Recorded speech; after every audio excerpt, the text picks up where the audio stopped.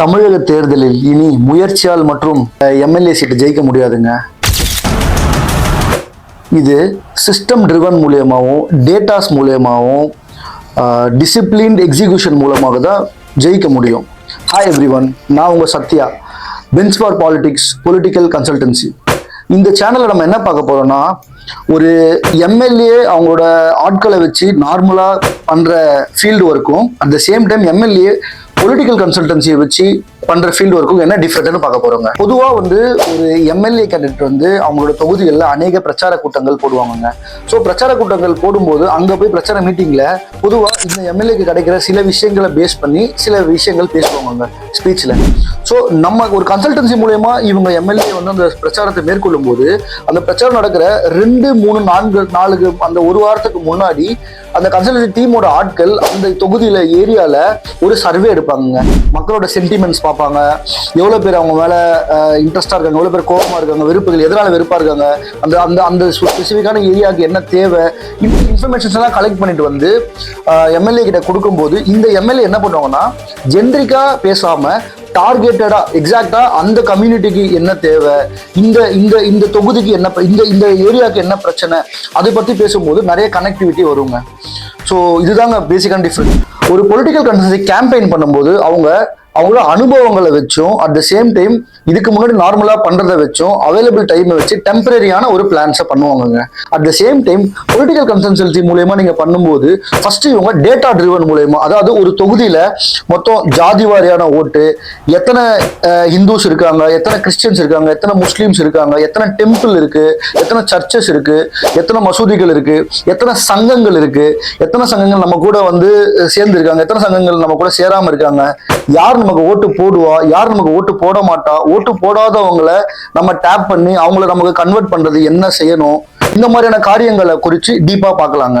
Booth management ஒரு தொகுதியில சுமாரா பாத்தீங்கன்னா 200 இருந்து 400 பூத் வரைக்கும் வருங்க. இப்ப இதுல ஒரு எம்எல்ஏனால எந்த அளவுக்கு எஃபெக்டிவா அதுல இருந்து இன்ஃபர்மேஷன்ஸை கேதர் பண்ண முடியும்ன்றது நமக்கு தெரியாம இருக்குங்க. அட் த சேம் டைம் ஒரு பொலிட்டிக்கல் கன்சல்டன்சி மூலியமா இவங்க இந்த பூத் மேனேஜ்மெண்ட் பண்ணும்போது என் டு என் காலையில 7 மணிக்கு, எக்ஸாம்பிளுக்கு காலையில 7 மணிக்கு இருக்கணும்னா 7 மணிக்கு அந்த தொகுதியில இருக்க 250, 300 தொகுதிகளிலுமே நம்மளோட கன்சல்டன்சில இருந்து ஒரு நபர்கள் அங்க இருக்கிறத தாண்டி ஒரு ஆஃப் டேக்கு ஒரு ரிப்போர்ட், ஒரு கிளாரிட்டியான ரிப்போர்ட். ஸோ எத்தனை ஓட்டு நடந்திருக்கு, எத்தனை ஓட்டு மேக்சிமம் எந்தெந்த கட்சிக்கு விழுந்திருக்குன்ற அளவுக்கு ஓரளவுக்கு ப்ரெடிக்ஷன் பண்ணக்கூடிய அளவுக்கு ரிப்போர்ட்ஸ் கொடுக்கும்போது என்ன நடக்குதுன்னா, அந்த சேம் டே ஈவினிங் இல்லை நெக்ஸ்ட் டே ஈவினிங் என்ன நடக்குதுன்னா ஒரு கிளாரிட்டி. ஸோ எவ்வளோ ஓட்ஸ் விழுந்திருக்கு, எவ்வளோ ஓட்ஸ் நம்மளதுல விழுந்திருக்க சான்சஸ் இருக்கு, யார் யார் நம்ம ஆட்கள் விழுந்திருக்காங்க, காம்படிட்டர்ல அதாவது எதிர்கட்சியில எவ்வளவு விழுந்திருக்கு. இந்தியாவில் தமிழ்நாட்டில் இப்போ 4 முனை போட்டி நடந்துட்டு இருக்குங்க.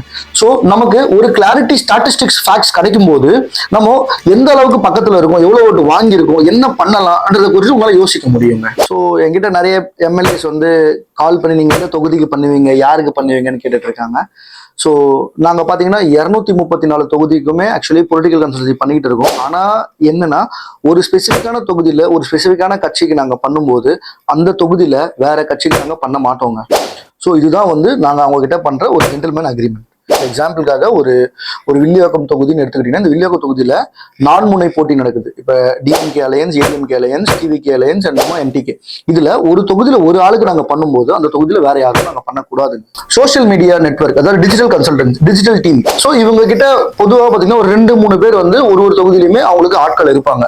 ஆனா அந்த 2-3 பேர் போதுமானதான்றதை பத்தி நம்ம பார்க்க போறோம். டிஜிட்டல் பிளாட்ஃபார்ம்ன்றது ஸோ ஒன்று strategic team, social media team which inclusive of Facebook, WhatsApp, Instagram, X, அதுக்கப்புறமா கண்டென்ட் கிரியேஷன் ரெகுலரா பாத்தீங்கன்னா மக்கள் கிட்ட போய் டெஸ்டிமோனிஸ் வாங்குறதா இருக்கட்டும், அந்த டெஸ்டிமோனிஸை போஸ்ட் பண்றதா இருக்கட்டும், அட் த சேம் டைம் நம்ம தலைவர்கிட்ட சில வாக்குறுதிகள் வாங்குறதா இருக்கட்டும், சில இவங்க இந்த தலைவர் வாழ்க்கையில வந்த கதைகளா இருக்கட்டும், இதை எடிட் பண்றதா இருக்கட்டும், டீமா இருக்கட்டும், எடிட்டிங் டீமா இருக்கட்டும், கண்டென்ட் கிரியேட்டர் டீமா இருக்கட்டும், அதுக்கப்புறம் மக்கள் போடுற கமெண்ட்ஸ் ரிப்ளைஸ்க்கெல்லாம் ரிப்ளை பண்ற டீமா இருக்கட்டும், at the same time strategic பிளான்ஸா இருக்கட்டும். ஸோ ஒரு 6 டிபார்ட்மெண்ட்ஸ்க்கு உள்ளடக்கின ஒரு 25 பேர் வேலை செய்யற இடத்துல ஒரு 2-3 பேர் போதுமானதா இருக்காதுன்றது தான் ரியாலிட்டிங்க. ஸோ இதுதான் மோஸ்ட் ஆஃப் த டைம் நீங்க காம்படிட்டரையும் அனலைஸ் பண்ணணும். உங்க தொகுதியில நீங்க போடுற வீடியோஸ், நீங்க போடுற கண்டென்ட் உங்க காம்படிட்டர் டாமினன்ட் பண்ணி உங்க தொகுதியில இருக்க மக்களுக்கு ஸ்பெசிஃபிக்கா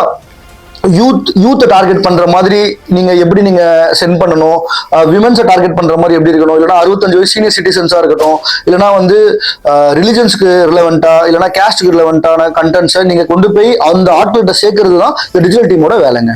காம்படிட்டர் அனாலிசிஸ், அதாவது எதிர்கட்சி ஆட்கள் களத்துல பண்ற ஒர்க்குகளை எப்படி மானிட்டர் பண்றதுன்னு பத்தி. ஓகே, ஸோ நார்மலாவே ஒரு எம்எல்ஏ கட்சி நம்ம எதிர்கட்சி ஆட்கள் என்னென்ன ஆக்டிவிட்டிஸ் பண்றாங்கன்றதை நம்ம பார்த்துட்டே தான் இருப்போம். ஸோ அவங்களுக்கு இன்ஃபர்மேஷன் கிடைச்சிட்டே தான் இருக்கும். அட் த சேம் டைம் ஒரு பொலிட்டிக்கல் கன்சர்ன் என்ன பண்ணணும்னா ரெகுலரா அந்த எதிர்கட்சி ஆட்கள் பண்ற ஆக்டிவிட்டிஸ் ப்ராசஸ் எல்லாம் மானிட்டர் பண்ணி அந்த ப்ராசஸ்க்கு ஏற்ற ஒரு கவுண்டர் அட்டாக், அதாவது இவங்க இந்த ஒர்க் பண்றாங்கன்னா நம்ம இந்த விட பெட்டர்மெண்டா எப்படி பண்றது. களத்தை பொறுத்த வரைக்கும் வந்து யார் அதிகமா உழைக்கிறாங்கன்றதை தாண்டி யாரு ஆழமா உழைக்கிறாங்க, மக்களுக்கிட்ட யாரு வந்து இந்த இந்த வார்த்தைகள் வாக்குறுதிகள் எடுத்துட்டு போய் சேர்க்கிறாங்க, மக்கள் கிட்ட இருந்து செல்வாக்குகள் யார் அதிகமா பெறுறாங்க. ஸோ நார்மலா பாத்தீங்கன்னா சில தொகுதிகளில் வந்து ஒரு குறிப்பிட்ட ஒரு 2000, 3000, 5000, 10,000 வாக்குகள்ல வந்து தோத்து போற ஆட்கள் பெட்டரா ஃபீல்டு ஒர்க் பண்ணும்போது இந்த வாட்டி இந்த எதிர்கட்சியா இருக்க ஆட்கள் ஆளுங்கட்சியா வரதுக்கான வாய்ப்புகள் இருக்கு. நான் எம்எல்ஏ பத்தி நான் பேசிட்டேன் இயர்ஸ். ஸோ இப்ப குறிப்பிட்ட ஒரு தொகுதியில ஒரு ஆக்டிவிட்டி பண்ணணும்னா எம்எல்ஏஸ் என்ன பண்ணுவாங்கன்னா ஒரு 4-5 ஆட்களை கூப்பிட்டு, இது 4-5 ஆட்கள் மூலயமா ஒரு 100, 150, 250 ஆட்களை வந்து அங்க சேமிக்க முயற்சி பண்ணுவாங்க. ஸோ இது டீசென்ட்ரலைஸா ப்ராசஸா இருக்கிறதுனால நிறைய நேரங்கள் என்ன ஆகும்னா எதிர்பார்த்த நேரங்கள்ல எதிர்பார்த்த ஆட்கள் கவுண்ட் கம்மியா இருக்கும், இல்ல எதிர்பார்த்த பிளான்ஸ் வந்து அதை ஒர்க் அவுட் பண்ண முடியாம இருக்கும். இதனால என்ன ஆகும்னா ரீஷெடியூல் ஆகும், நெக்ஸ்ட் டே பண்ற மாதிரி இருக்கும். இல்லைன்னா ஒரு நாள் வந்து ஒரு பெரிய ஆக்டிவிட்டி பண்ணி முடிச்ச உடனே அதுக்கு அடுத்த நாள் கலைப்பின் காரணமாக அந்த நாள் வேஸ்டேஜ் ஆகும். இந்த வேஸ்டேஜஸ் எல்லாமே கம்ப்ளீட் பண்ற சரி பண்றதுக்கு தான் பொலிட்டிக்கல் கன்சல்டன்சி என்ன பண்றாங்கன்னா சென்ட்ரலைஸ்டு ப்ராசஸ். ஸோ ஒரு பிளான் பண்ண போறோம், ஒரு 15 நாள் பண்ண போறோம்னா 15 நாளுக்கான plans, end to end plan, இதுக்கான எக்ஸிகியூஷன் 10 மணிக்கு ஸ்டார்ட் பண்றோம்னா 9:30, 10 o'clock ஷார்ப்பா அந்த டைம்ல ஆள் வந்து என்ன ஒர்க் கம்ப்ளீட் பண்ணணுமோ அதை கம்ப்ளீட் பண்ணி அது மூலயமா நமக்கு என்ன பெனிஃபிட் இருக்கோ அந்த டேட்டாவை அனாலிசிஸ் பண்ணி அதை ட்ராக் பண்றதுக்கு யூட்டிலைசஸ் ஆகுங்க. ஸோ பிளான்ஸ், எந்த பிளான்ஸும் மேக்ஸிமம் டிவியேட் ஆகாத மாதிரி, எந்த பிளான்ஸும் கேன்சலேஷன் ஆகாத மாதிரி. ஏன்னா அந்த நேரங்கள்ல வந்து அதிகமான ப்ரெஷர்களுக்குள்ள எம்எல்ஏஸ் போகும்போது இவங்களுக்கு ஒரு ஸ்ட்ராங்கான சப்போர்ட்டா பொலிட்டிக்கல் கன்சல்டன்சி இருக்குங்க. ஒரு எம்எல்ஏ ஒரு கன்சல்டன்சி வச்சு பண்ற ஒரு பிரச்சார ஆக்டிவிட்டிஸ். ஸோ பொதுவாக பார்த்தீங்கன்னா பேனர்ஸ், போஸ்டர்ஸ், அதுக்கப்புறம் வந்து என்ன பேசணும், இது எல்லாமே பேசிக்காவே வந்து ஒரு எம்எல்ஏ கிட்ட இருக்க டீம் வந்து இது உங்களுக்கு ஆர்கனைஸ் பண்ணி தருவாங்க. ஆனா வந்து graphic designed content posters daily பேசிஸ்ல டெய்லி வந்து கிரியேட் பண்ணி டெய்லி வந்து அந்த குரூப்லயோ டெய்லி மக்கள் கிட்ட கொண்டு போய் சேர்க்கிறதோ இது டெய்லி பேசிஸ்ல வந்து ஒரு கன்சல்டன்சி ஸ்ட்ரக்சரா பண்ணுவாங்க. ஸோ என்ன டார்கெட் ஆடியன்ஸ்க்கு என்ன மாதிரியான கண்டென்ட்டை ரெடி பண்ணி என்ன மாதிரியான டைம்ல அனுப்பணுன்றது ஒரு கன்சல்டன்சிக்கு ரொம்ப நல்லா தெரிஞ்ச ஒரு விஷயங்க. At the same time traditional மெத்தட்ல ஒரு போஸ்டர் பேனர் ரெடி பண்றதுன்றது ஒரு பழைய ஒரு ஸ்டைலுங்க. At the same time political consultancy இப்ப ஏஐ சிஸ்டமேட்டிக்கான அட்வான்ஸ் ஏஐ இருக்கனால கரண்ட் ட்ரெண்ட்ல எந்த மாதிரியான போஸ்டர்ஸை கிரியேட் பண்ணா என்ன மாதிரியான டைம்ல ரீச் ஆகும்.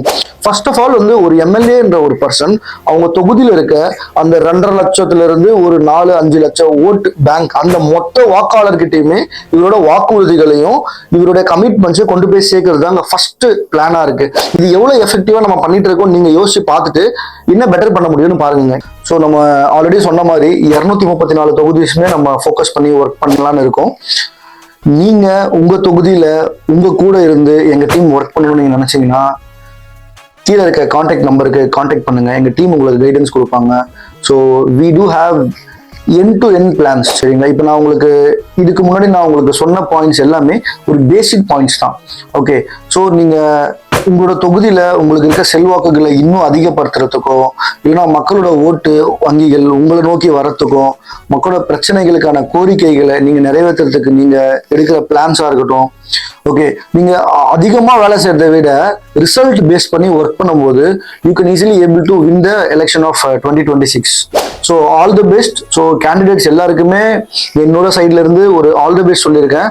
ஸோ உழைப்பே உயர்வை தரும். நான் இந்த மாதிரி நிறைய வீடியோஸ் எங்களோட சேனல்குள்ள போட்டிருக்கேன். இதை பத்தி நீங்க நிறைய தெரிஞ்சுக்கணும்னா எங்க சேனல்ஸ்குள்ள போய் பாருங்க, லைக் பண்ணுங்க, கமெண்ட்ஸ் பண்ணுங்க. ஸோ நம்ம நெக்ஸ்ட் ஒரு பெட்டரான வீடியோஸ்ல பார்க்கலாம். அது வரைக்கும் மீட் பண்ணலாம். பாய்.